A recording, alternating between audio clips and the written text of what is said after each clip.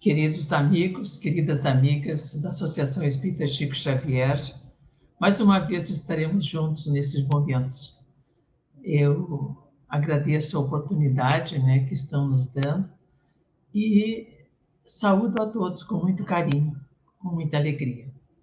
Vamos então iniciar o nosso trabalho elevando o nosso pensamento a Deus numa prece singela.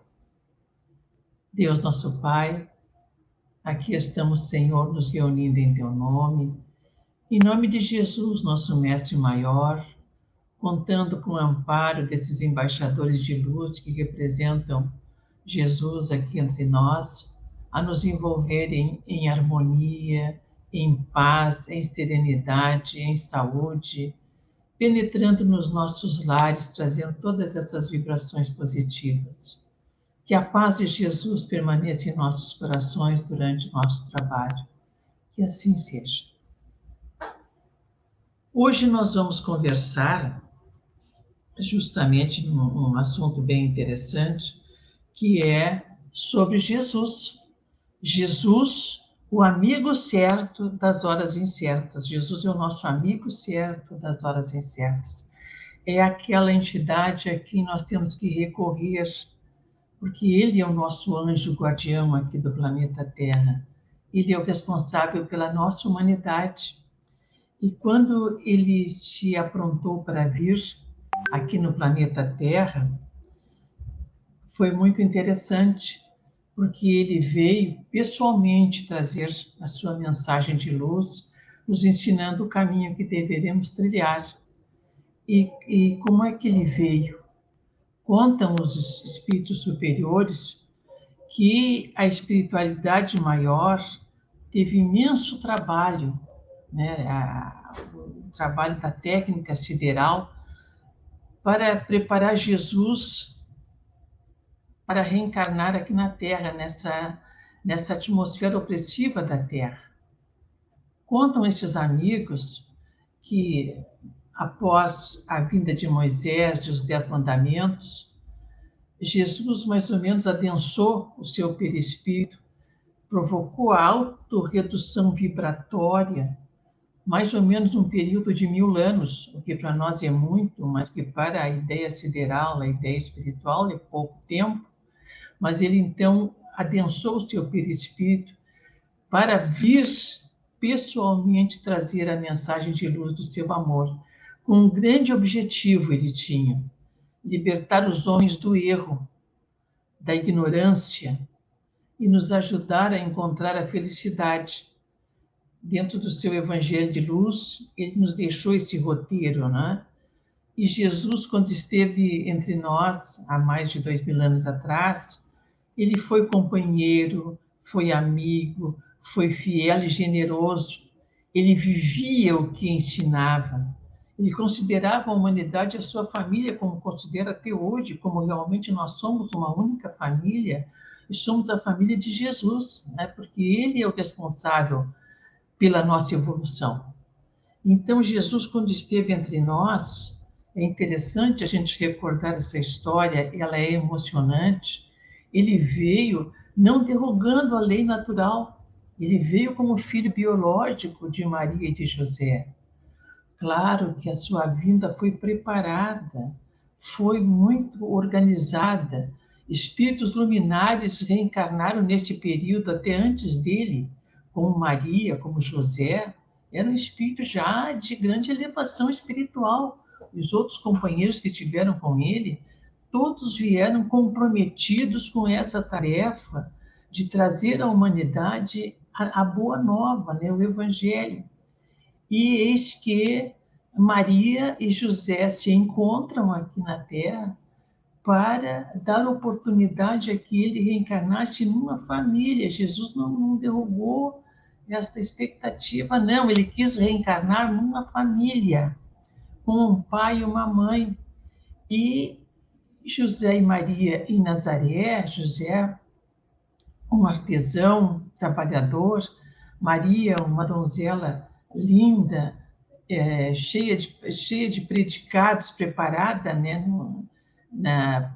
preparada como toda judia, foi preparada para ser mãe, para ser dona de casa, para ensinar os filhos, mas Maria, na gestação, ela vivia em êxtase, vivia, né, em êxtase e sempre na expectativa daquele espírito luminar que ela iria reencarnar, né? E viveu isso com muita alegria, com muita harmonia, com muita paz. Foi então que José tomou a decisão de levar Maria até Belém, onde ela daria a luz, porque lá eles tinham melhores condições. Então, eles encetam, no final da gestação de Maria, uma viagem de 5 a 6 dias entre Nazaré até Belém, que ficava a 130 quilômetros de distância, né, de Nazaré, e aonde Maria seria acolhida para dar a luz ao menino, a essa criança, né? E lá ela tinha também uma tia que era parteira. Então José previu todas essas questões e vão para Belém. E lá nasce, não é, o menino, aquela luminosidade, aquele espírito de escol, né, que se adensa para vir em forma humana, né, num corpo físico, quando não tinha mais necessidade de sofrer a reencarnação. Mas, pelo bem da nossa humanidade, ele aceita esse desafio. Narram as tradições históricas, né, que o nascimento de Jesus em Belém surgiu um astro extraordinário de luz, a chamada Estrela de Belém, que iluminava aquele local onde o menino havia nascido. E esse local era aguardado já, essa vinda do Messias entre o povo judeu já era aguardada há 600 anos. Há 600 anos que era feita essa previsão, né, essa profecia de que viria o Messias pessoalmente à Terra, né, o rei dos reis, para trazer a mensagem de luz que nós precisávamos. E os sábios do Oriente, os estudiosos da lei divina, os grandes conhecedores da astronomia, encontraram essa conjunção astral e viram que era o nascimento desse avatar. E se dirigiram para Belém, seguindo essa luminosidade para encontrar lá este espírito luminar, não é? E aí, eis que ali, né, Maria e José estão envolvidos com o nascimento do seu menino, lindo, né, cheio de luz. Contam as tradições que os pastores também da localidade de Belém, que estavam no pastoreio com as suas ovelhas, viram também aquela luz extraordinária, foram a correr para ver, não é, aquela criança maravilhosa que havia nascido e que todos tinham certeza que era o Messias esperado, porque ele nasceu justamente em Belém. E depois acontece todas aquelas situações difíceis com Herodes, né, o rei judeu, que tomando conhecimento deste nascimento, como era previsto já pelos astros e pelo conhecimento que eles tinham, né, na época, ele procura desesperadamente encontrar este rei, este futuro rei, que ia ser um rival para que ele pudesse exterminá-lo, né? Mas nessas alturas, amparados pelos essênios, Maria e José já tinham voltado para Nazaré, para o seu lar, onde eles deram continuidade. Jesus teve uma infância de muita luz, de muita harmonia, mas na total simplicidade daquele lar, né? Da total simplicidade. E quando ele chegou aos 12 anos, ele foi, como todo menino judeu, tinha que ser levado ao templo de Jerusalém. E ele tinha uma inteligência precoce, ele tinha uma facilidade para aprender a Torá, para aprender a lei divina, acompanhando na sinagoga de Nazaré, que ele surpreendeu os doutores da lei lá em Jerusalém, porque ele sabia, ele era um sábio, um menino de 12 anos sábio, né? Então, tem aquela passagem da tradição histórica que ele se perde, que os pais não acham, e ele estava, quando a Maria encontra ele, estava com os doutores da lei. Isto é uma realidade que realmente demonstrava a grande capacidade desse espírito luminar, né, reencarnado.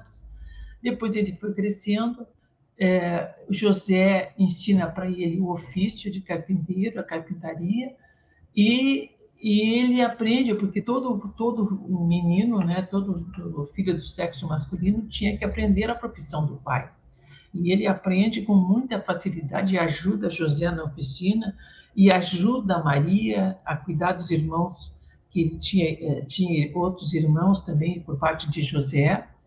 E ele vive, então, num clima de muito trabalho, de muita luta, de muita harmonia, né, de muita amizade naquele espaço todo de Nazaré, onde ele convivia, né?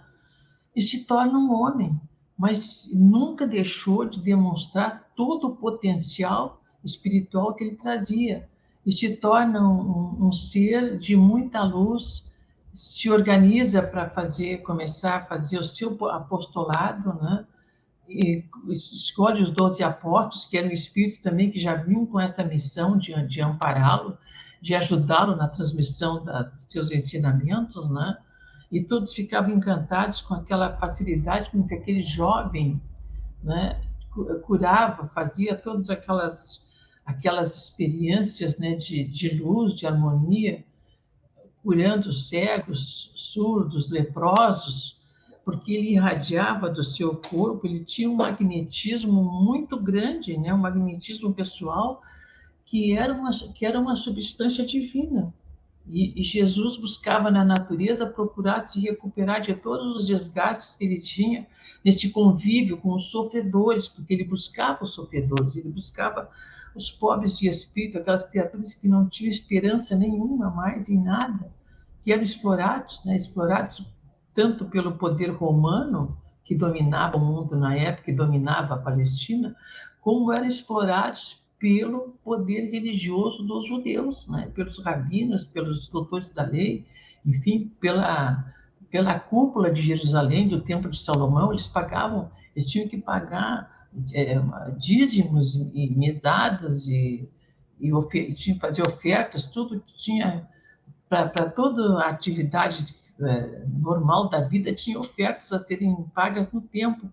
E isso o povo sofria todo esse desgaste, né, de todos os lados. E Jesus amparava, curava, né, orientava, e preferia os mais simples, os mais pobres. Ele escolheu, né, justamente para a sua tarefa, né, ele escolheu os doentes, os loucos, os famintos, né, os últimos dos últimos, e ele evitava, né, e escandalizava também os espíritos da elite judaica, né? Aqueles doutores da lei, do Sinédrio, né? E ele, então, escandalizava, porque aquelas pessoas eram extremamente conservadoras e hipócritas, né? Então, eram muito hipócritas, e Jesus os combatia também, né? Então, ele vai ajudando. E aí, no Sermão da Montanha, ele deixa todo o seu legado de luz. O Sermão da Montanha, ele traz todo o roteiro que todo o seguidor de Jesus encontra ali o caminho para a sua evolução, né?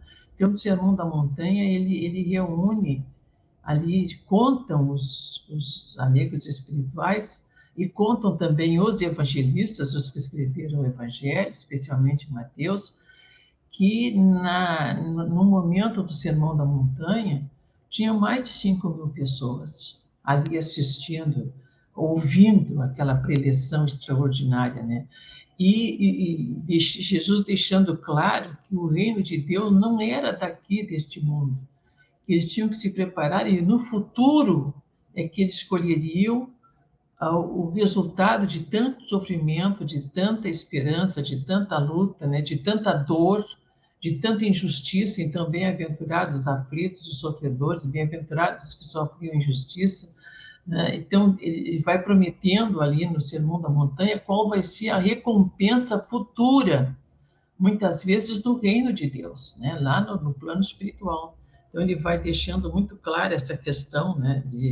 Mas um aspecto interessante na pregação de Jesus, ele tinha uma predileção pela criança, né?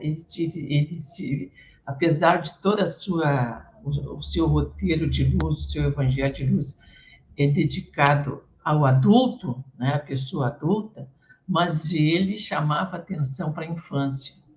Conta Mateus, né, que em determinado momento,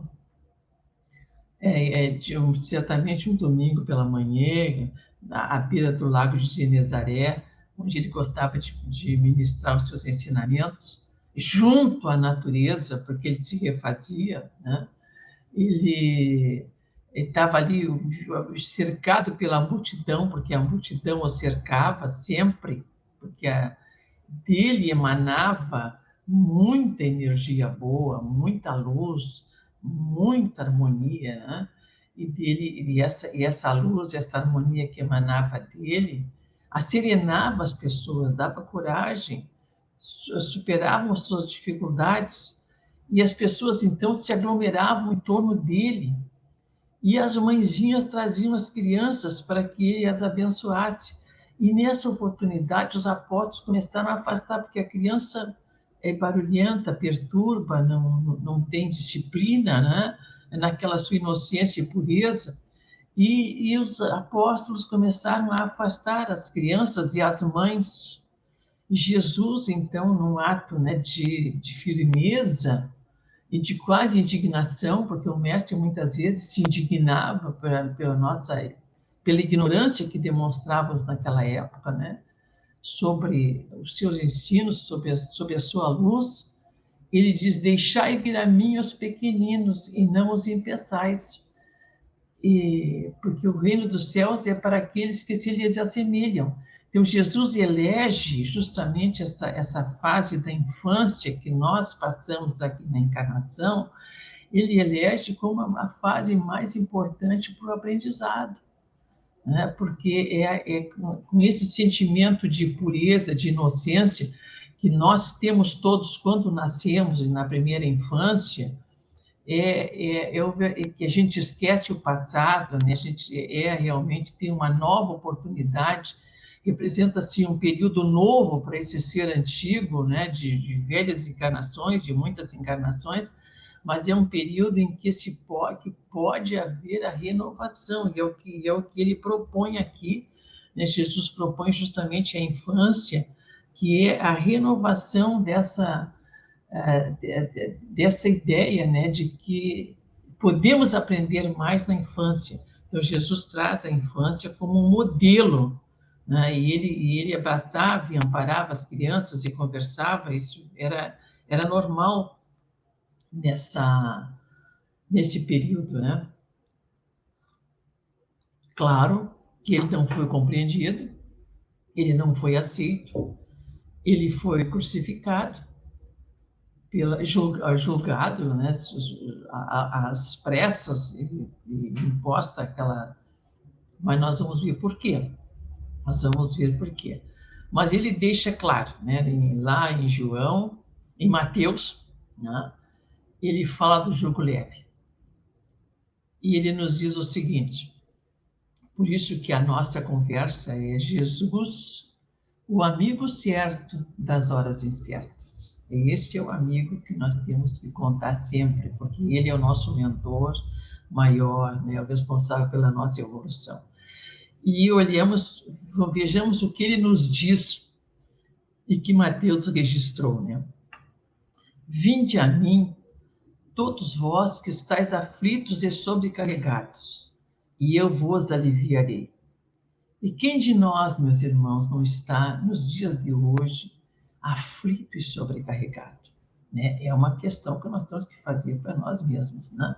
Então, vejam, vinde a mim, todos vós que estáis aflitos e sobrecarregados, e eu vos aliviarei.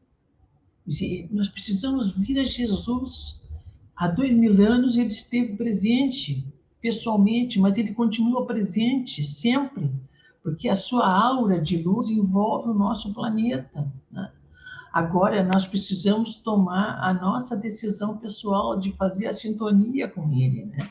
E ele diz mais, segundo Mateus, né? Tomai sobre vós o meu jugo e aprendei comigo que sou brando e humilde de coração, e achareis repouso para as vossas almas. Vejam só, né? Jesus se dizendo aqui, brando e humilde de coração, mas chamando para o seu jugo, para o seu domínio. Nós temos que estar submetido a ele, né, com obediência, a submissão à sua autoridade moral. E nós, muitas vezes, não nos damos por conta de que temos que agir com consciência dessa questão, não é? Que nós estamos sob a autoridade de Jesus e temos que ser submissos, porque ele é brando e humilde de coração, né? E com ele nós vamos achar repouso para as nossas almas. E olha o que ele diz mais: pois é suave o meu jugo e leve o meu fardo. Suave o jugo, que se suave é a autoridade dele, né? É suave. E suave o fardo, né? O fardo que ele carrega, né? Essa carga que pesa, aquilo que impõe responsabilidade, aquela situação ou problema, esse fardo vai se tornar suave se nós buscarmos o apoio e o amparo de Jesus, né? Então, esta proposta justamente que ele nos faz, né? Que o seu jugo é leve, mas que ele vai nos mostrar o quanto é importante essa submissão à sua autoridade. Nós precisamos nos submeter à autoridade de Jesus, entender que é o Espírito mais elevado que já esteve entre nós e que nos deixa lições. E ele nos fala também lá em João vai trazer essa ideia de qual é a vitória real. Nós buscamos, né, ser vencedores aqui, ser vencedores no mundo. Mas olha, vejam o que ele nos diz aqui, que está lá em João 16, né, versículo 32, 33. No mundo, há vez de ter aflições. E essa realidade no mundo, o mundo é de aflições. Nós estamos aqui resgatando o nosso passado, muitas vezes difícil, né, que tivemos aí nas nossas anteriores encarnações. E hoje nós precisamos de coragem.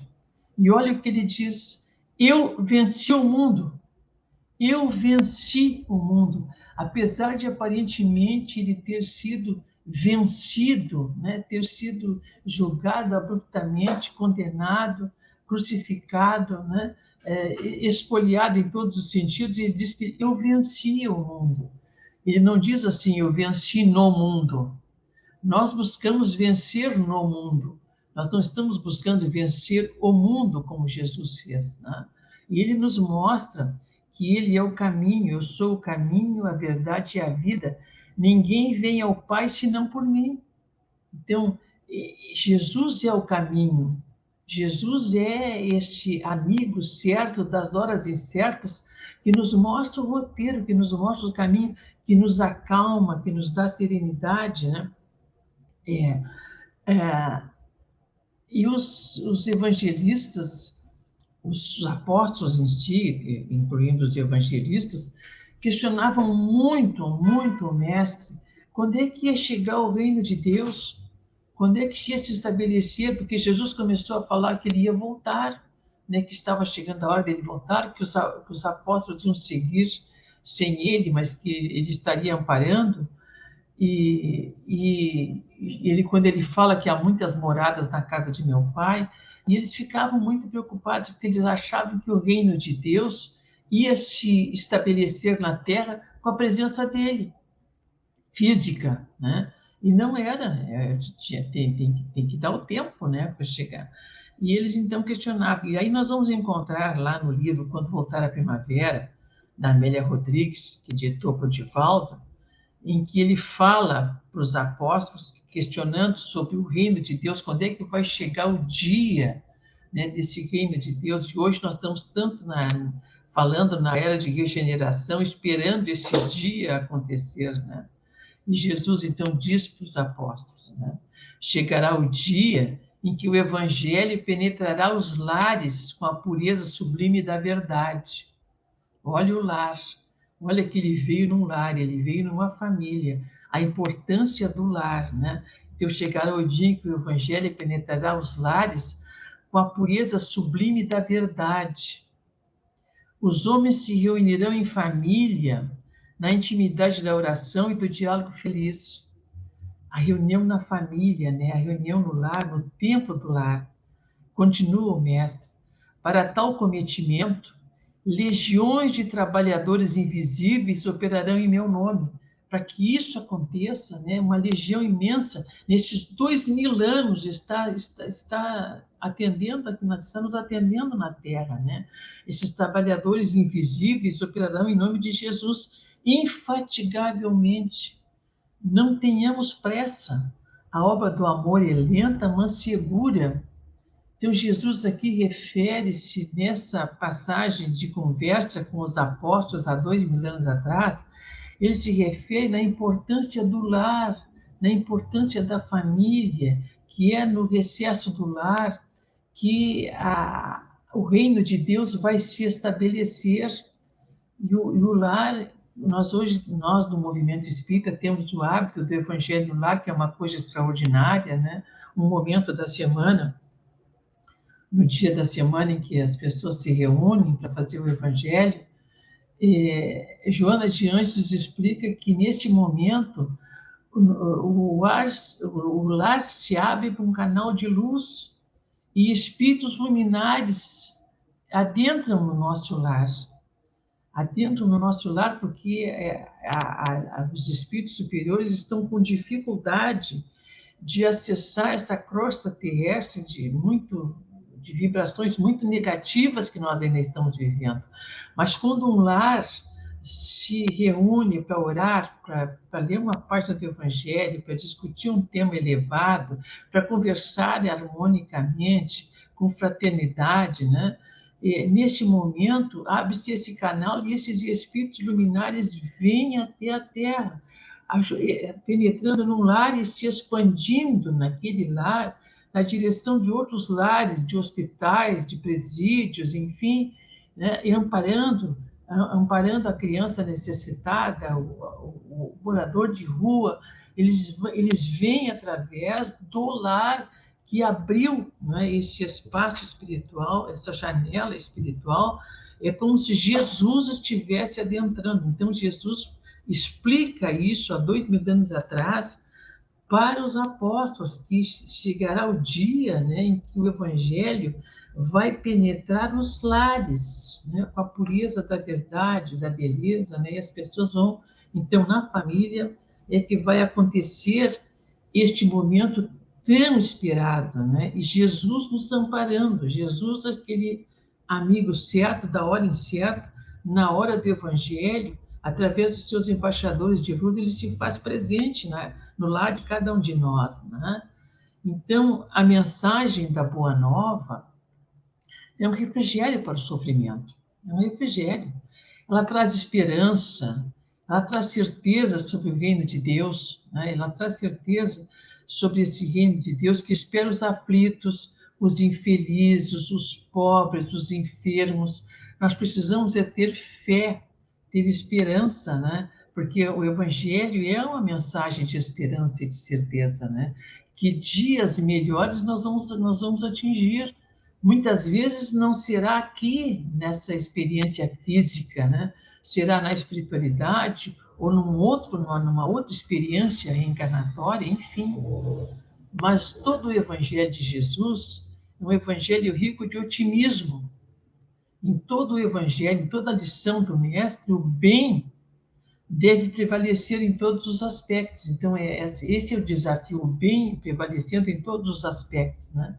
É ter brandura, harmonia, face à violência, né? Ter paz frente à violência, ter hospitalidade junto aos que sofrem, quer dizer, amparar aqueles que sofrem, que se a pessoa tem mais possibilidades, ela vai estender a mão para aquele que está precisando, né? E uma proposta de Jesus é que o evangelho é de alegria, é ser sempre alegre, né? É viver a caridade, viver o amor, viver o perdão. Então, Jesus representa este momento extraordinário em que, na Terra, né, nós temos que adotar definitivamente a mensagem do Evangelho. Já fazem 2000 anos, que dizia que, como nós conversamos no início, né, um milênio é um momento muito rápido na eternidade, são dois momentos rápidos, né? Mas nós já estamos nesse momento de emanar essa irradiação de amor que Jesus nos traz, né? Se ele foi a sublimação individualizada do magnetismo pessoal, se ele distribuía esta substância divina que ele trazia, por isso ele gostava de trabalhar bastante na natureza, junto ao ambiente natural. Ele não fazia questão dos templos, ele não fazia questão do templo de Jerusalém, nem das sinagogas, mas ele ia. Tanto é que ele cura no sábado, né, o senhor que tinha o problema no braço, ele cura num sábado numa sinagoga. E outros momentos também isso vai acontecer, né, dele curar em ambientes fechados. Mas o encanto dele, justamente, deixava extravasar toda aquela energia que ele trazia, era na natureza. E a multidão tinha um fascínio pela sua presença. Ele emanava muita energia boa, né? E as pessoas queriam tocar em Jesus. Era uma necessidade que as pessoas tinham, né? Muitos tocavam e não viam resultado. Também acontece, porque ele sempre dizia: é a tua fé que te salvou.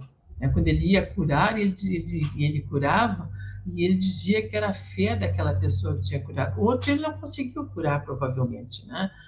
Porque dele emanava toda essa irradiação de amor que neutralizava as moléstias. Por exemplo, quando ele estava se dirigindo para a casa onde estava Talita, filha de Jairo, que estava aparentemente morta, né? E que ele não conseguia ir. O Jairo era um rabino da sinagoga da cidade e que reconhecia em Jesus, reconhecia o mestre, reconhecia que Jesus era o Messias esperado. E quando a filha já era considerada morta devido a um problema que ela teve naquele dia, e todos já planteavam a morte da menina de 12 anos, e Jairo vai chamar Jesus na certeza, na esperança de que Jesus poderia ampará-la naquele momento, né? E Jesus se dirigindo para a casa de Jairo e a multidão o cercando. Ele estava quase que impedido de ir, mas o Jairo ia na frente, ele ia seguindo Jairo, envolto com a multidão. E uma senhora que sofria de hemorragia uterina há 10 anos, e isso era um problema muito sério para a mulher judia, do ciclo menstrual da mulher judia, em que ela passava, ela era considerada imunda, impura. Então, ninguém tocava nela naqueles dias. Ela mesma ficava reclusa mensalmente quando vinha a menstruação. E aquela senhora já estava há 10 anos nessa situação. E ela, então, na fé que ela tinha, ela viu que ela não ia conseguir chegar na frente de Jesus para pedir a cura, ela toca na veste dele. E pela fé que ela estava, ele sentiu que o fluido tinha saído dele. E ele pergunta, então, para Pedro, né? Quem me tocou? E o Pedro, que era meio impulsivo, falou: como é que eu vou saber, mestre? Olha essa multidão que está aí à tua volta, como é que eu vou saber quem foi que te tocou? Então, aí a mulher se identifica: fui eu que toquei, né? Eu estou curada. E ele disse para a mulher: é a tua fé que te salvou. Então, muitos tocavam em Jesus, mas nem todos se usufruíam de todo aquele magnetismo que ele demonstrava. Aí ele chega na casa de Jairo, com a filha já estavam pranteando que a menina tinha morrido. Ele chega, pede que todos saiam do aposento onde a menina estava, fique só o pai e a mãe. Ele ficou certamente com um ou dois apóstolos, porque os apóstolos também forneciam energia, né? Magnetismo, e ele então toca na menina e ela acorda. Aí que ele diz a famosa frase, né? Talita, como Talita, levanta, né? Ela se recuperou totalmente. Então esta era a energia, esse magnetismo pessoal que Jesus tinha, né? E, e ele produzia essa calma, né? Essa simplicidade. O contato com ele se dá nos dias de hoje, né? Então essa aura de Jesus, ela envolve o nosso planeta e nós temos que aprender a entrar em sintonia, porque isso que ele fazia lá fisicamente, ele continua apresentando para nós aqui, né? Ele pode continuar fazendo, porque o seu poder divino é tão grande que ele é doador de anticorpos espirituais. Anticorpos espirituais é uma vacina de ação ampla que a fé em Jesus, que o contato com Ele, né, que imuniza essa vibração do Mestre, né, quando nós conseguimos sintonizar com Ele sinceramente, a gente se imuniza contra uma série de males, mas é preciso saber dominar o seu autoconhecimento e fazer esse encontro com o Mestre, né? E nós temos que nos dar por conta que Jesus preferia, quando esteve entre nós, e aí nós temos que prestar muita atenção, ele se envolvia com os miseráveis, com os doentes, com os famintos, os últimos dos últimos, os pobres de espírito, né? Era esses que ele procurava, porque a pessoa, quando está no sofrimento, ela está mais aberta, né? A pessoa, quando está com tudo, quando está vencendo no mundo, ela nem está preocupada com essas questões da espiritualidade, nem do reino de Deus, né? Mas quando ela está no sofrimento, quando ela está passando por grandes dificuldades, ela se torna muito mais acessível, né? E ele, então, atua ainda hoje sobre nós, né? E ele, com as suas atitudes, ele provocou um outro processo muito difícil naqueles que não acreditavam, né? Naqueles que eram ferrenhos adversários da luz. Ele comia com os pecadores sem lavar as mãos, então ele não cumpria uma série de preceitos que eram considerados assim importantíssimos, né? E que não tinham nada a ver com a religiosidade. Ele comia com pecadores sem lavar as mãos, ele curava no sábado, como o caso desse que ele curou na sinagoga, era num sábado, né? Ele ressuscitava os mortos, ele mandava dar a César o que era de César, né? E muitas vezes Jesus se indignava assim, então tem gente que diz, mas ele era mansuetude, né? Não, ele chegou a dizer raça de víboras.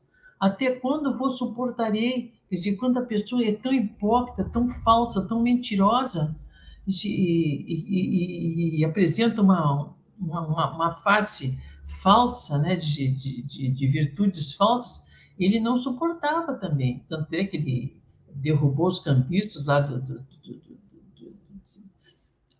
de Jerusalém, do Templo de Salomão, que era só comércio. Tudo isso ele foi se dando conta, né? Então ele trabalhava essa questão, né? De como é que nós vamos viver a proposta que ele traz, mas tem que ser com sinceridade, com simplicidade. Ele produzia sempre um clima de paz, com muita harmonia, né? E o contato com ele, o contato com o mestre, é um contato que nós temos que procurar hoje, né? Fazer esse contato, né? Buscar esse contato com ele. E os apóstolos foram aprendendo, tanto aprenderam que todos eles foram fiéis até a morte, né, para divulgar o evangelho. Eles não titubearam em ir, né, por todos os cantos do mundo, foram todos, com exceção de João, foram todos massacrados, como foi o mestre, mas levaram a mensagem, porque isto é a fé, é a confiança, é a certeza. E eles tinham, nesses momentos de luta, em outros locais que eles foram, eles tinham a certeza de que o mestre estava os acompanhando. Jesus nunca os abandonou, né? Mesmo na espiritualidade, ele está presente com essa pleia de espíritos que envolve o planeta, né? Então, essa mensagem, né, de que ele é o amigo certo das horas incertas, que é o amigo que nós temos que recorrer, que é o amigo que nós temos que buscar, e os apóstolos tinham certeza disso, passando pelos mais difíceis sacrifícios, né, pelas mais difíceis experiências para divulgar a verdade, para divulgar o reino de Deus. Eles não titubearam, porque eles tinham certeza de que esse amigo certo, da hora incerta, estava ali junto, estava amparando e mostrando para eles o caminho, né? E imaginemos, então, Maria, a mãe de Jesus, não é? Que extraordinária criatura, espírito iluminadíssimo, né? Que hoje acompanha o Mestre nessa proteção do nosso planeta. Contam os espíritos superiores que Maria preside todos os nascimentos, todas as reencarnações que se dão na Terra. Então, imaginemos a grandiosidade desse espírito que Jesus delegou a ela, né, essa tarefa, né, de amparar todos aqueles espíritos que passam pela reencarnação.